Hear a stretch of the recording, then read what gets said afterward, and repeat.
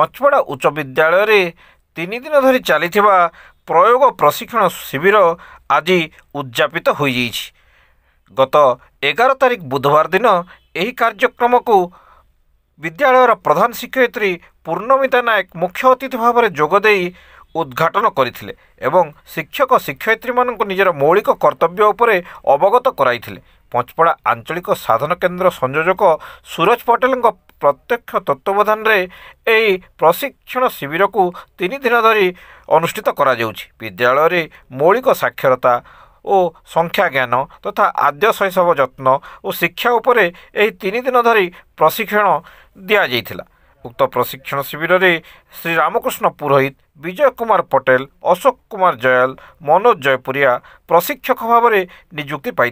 Jharsuguda blocker मोट 53 जन शिक्षक शिक्षयित्री यह प्रशिक्षण शिविर में शिक्षार्थी भाव में भाग नहीं बोली प्रशिक्षण संयोजक सूरज पटेल जणाइछन्ति।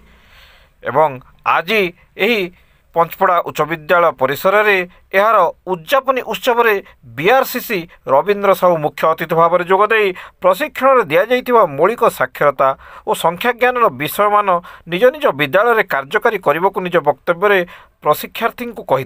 सम्मानित अतिथि भाव में पंचपड़ा सीआरसीसी सूरज पटेल 53 जन शिक्षार्थी सक्रिय भाव में प्रशिक्षण नहीं बेले प्रशिक्षण में 4 जन आरपी ठीक भाव में प्रशिक्षण कार्य करथिले बोली निजर विवरणी पठन करथिले। शिक्षयित्री सुजाता पंडा और शिक्षक अशोक पट्टनायक प्रशिक्षण रे नैथिबा प्रशिक्षण अभिज्ञता पर मतामत रखिथिले।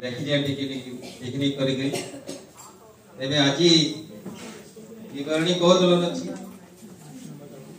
5 नंबर दल के